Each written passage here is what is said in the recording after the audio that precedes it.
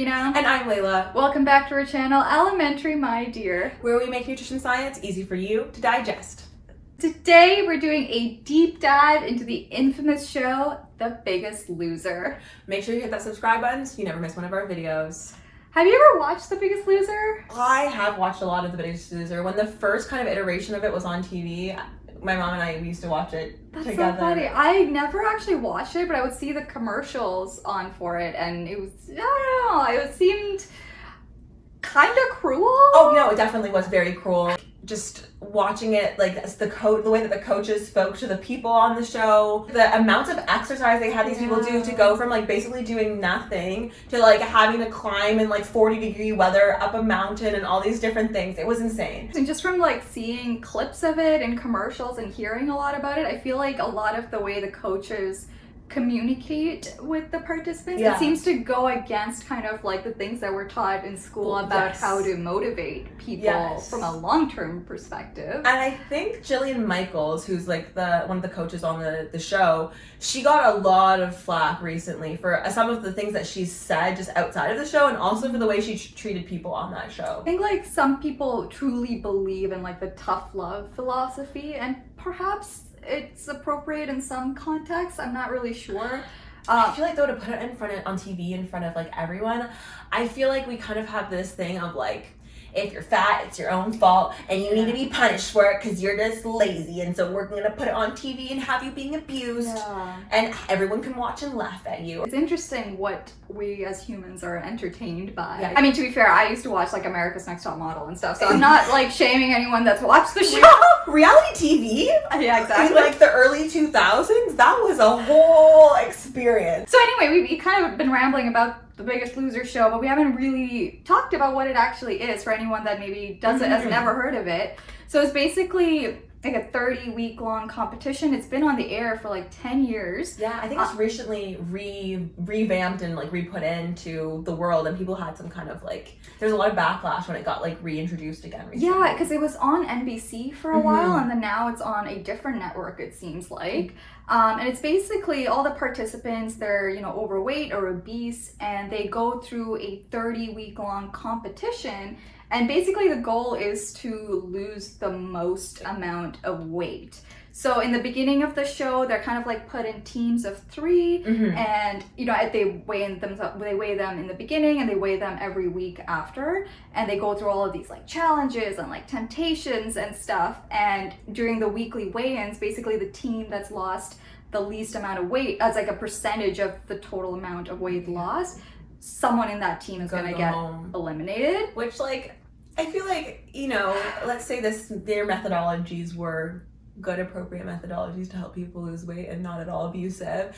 Like, why would you put some of the people who lost the most weight home? Like, it's like, you got this. Like, well, let's put our attention to the people that have more weight. Exactly. But, that's just one of the many issues, I think, with that show. Yeah, absolutely. And then, so initially it's in teams of 3, and then once they get to a certain amount of participants, it kind of turns into a every man for himself situation. Yeah.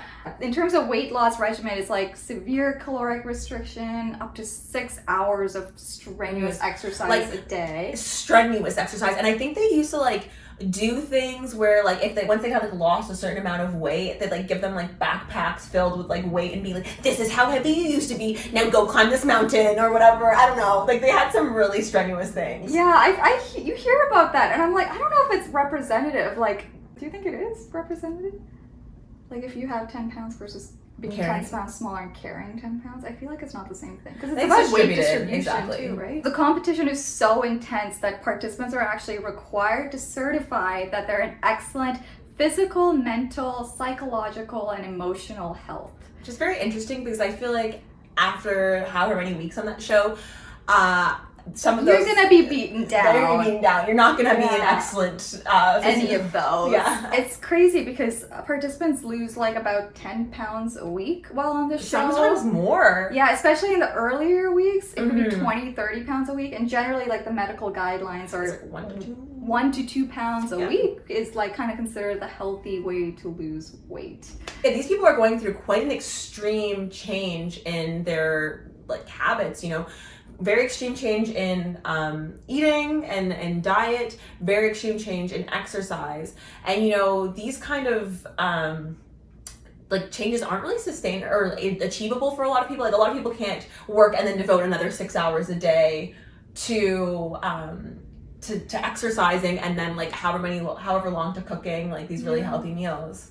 And actually something I remember is like people would like leave their kids for like an extended period of time to go on this show, which I was like, wow, that's like, I feel like would be really hard to leave your children to go on this show. But I guess it kind of shows, you know, how much these people really wanted weight loss and how much that was something that how much they were willing to sacrifice in that pursuit. We were talking about, you know, the fact that they might lose like 10 to 30 pounds a week, and I think for a lot of people that may sound great, and I think that's what a lot of people almost look for when... I think when you read these like fad diets, it's like lose 10 pounds in a week. Yeah, and I think when we said it, we were saying like, oh my goodness, that's horrible. But for a lot of people might hear that and say, wow, that's exactly what I want. But so you might be wondering, well, what's the problem with that? And the problem is that we know that when you go through a large amount of weight loss, that your resting metabolic rate goes down drastically as a result. Yeah, so just a reminder of your resting metabolic rate. That's how much energy or how many calories your body is using when you're just kind of chilling out. We have a video all about calories if you're interested in that, so check that out. Basically, if you have extreme weight loss, you end up reducing the amount of calories your body uses just living, you know? And the amount that it goes down by is actually more than what you would expect just based purely on the changes in body composition. Exactly. As we mentioned, the Biggest Loser, the contestants were put under very extreme conditions and to lose weight, and this got a lot of researchers excited because there are a lot of researchers who their main area of focus is weight loss, and they wanted to know what happened to these participants, what happened to their body, were these changes sustainable? And so we got a lot of really cool research out of that, and that's what we're going to talk to you about today. So we talked about the resting metabolic rate going down as a product of weight loss. And it's thought that one of the reasons that the resting metabolic rate goes down is because of the loss of fat-free mass. So things like muscle mass, they're very metabolically active and they contribute to an increased calorie burn, basically. So when you lose weight, you kind of inevitably lose some fat and some fat-free mass. And yeah, it's thought that because you're losing some of that fat-free mass, that your RMR ends up going down more. This is actually something that they tested in the participants from the Biggest Loser. So they had 16 people who were on the TV show, and they found that this group of people had lost a significant amount of weight. And something that's interesting is that this group of people, the weight that they only lost about 18% fat-free mass, which is lower than what we see with the average person who's losing weight. So, you know, the researchers noted, they said that this is pretty good preservation of fat-free mass or lean mass. And they think that the reason that is because of the amount of exercise they were doing in the show. So the 6 hours of exercise a day meant that they didn't lose as much lean mass. Yeah, it's interesting because 18% sounds like kind of more than you would want to lose from your like things like muscle and stuff. Yeah. But it actually, like Layla said, it's actually considered relative preservation of that mass. So yeah, if you do 6 hours of exercise a day, you can have relative preservation of your fat-free mass. But unfortunately, when you look at the resting metabolic rate of these participants, the calorie needs actually went down by 800 calories per day, which was 500 calories a day more than would have been expected based on the changes in body composition. In lean body mass, which is crazy. So that shows that change in metabolic rate is not just from the changes in lean body mass. So this observation obviously makes us wonder, first of all, why is this happening? And then how is this happening? And in terms of the why, I think the common thought is that, our bodies, when you're losing a lot of weight, your body kind of is like worried that you might not have enough access to food. So your body kind of goes into all these compensation mechanisms to lower the amount of food that you need. So the lower the amount of calories that you need. Yeah, your body's pretty smart. It's pretty smart. It wants to stay at the level it's at. When you're losing a lot of weight, your body starts to freak out. It's like we're in a period of scarcity. we need to make some changes. So that's the kind of generally accepted why is this happening. But in terms of the how this is happening, that's still a little unclear. There are some hypotheses about various hormonal changes that occur with the loss of fat, but so far the relationship isn't that clear. So we got this really cool amount of information from the 16 participants that had just finished the competition, going through the show The Biggest Loser. But I think we are often curious about what happens to people in the long term as well. So the researchers did end up doing a follow-up on 14 out of 16 of those participants, and it was 6 years after the competition. After the show, they had lost an average about 57 kilograms.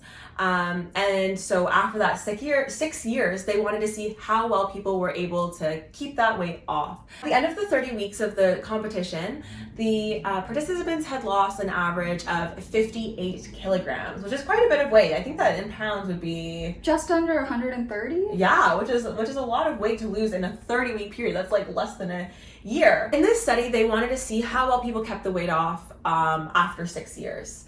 And, I think looking at the data of this, it kind of tells us that there's certain groups of people who were very successful in keeping the weight off that they had lost during the TV show, and other groups of people who weren't. So on average, the amount of weight loss from their baseline weight, the weight that they'd started with, it was 11.9%.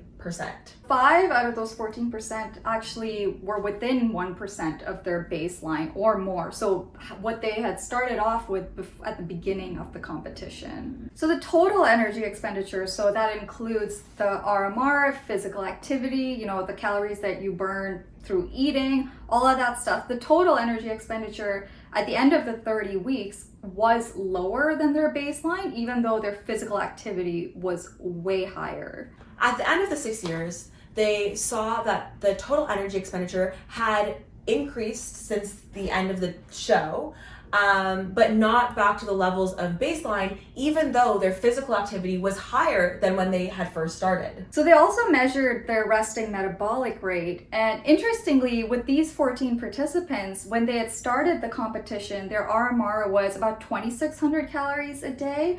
And by the end of the competition, that number had gone down to just under 2,000 calories a day.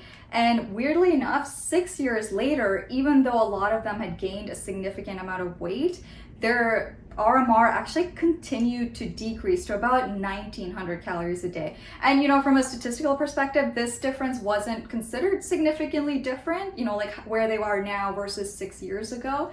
But that type of metabolic adaptation did seem to grow, even though it's 6 years later and they've gained some weight. And generally, people in bigger bodies do tend to need more calories to live in that body. Exactly. That just goes to show that those adaptations that your body's making don't necessarily stop when the weight loss stops, and don't necessarily recover when you start to gain more weight, which is very interesting. Yeah, and this is actually in contrast with things like gastric bypass surgery, which is, a similar population in terms of starting weight.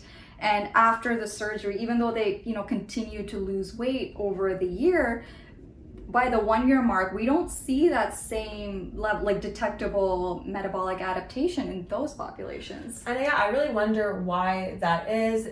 I would imagine that, after a gastric bypass surgery, the way that works is you're consuming less. So why is it with this group of people where they're consuming less and exercising that they have these different adaptations, Yeah, unfortunately, we don't have answers yet. Lots of theories and hypotheses, but nothing conclusive yet.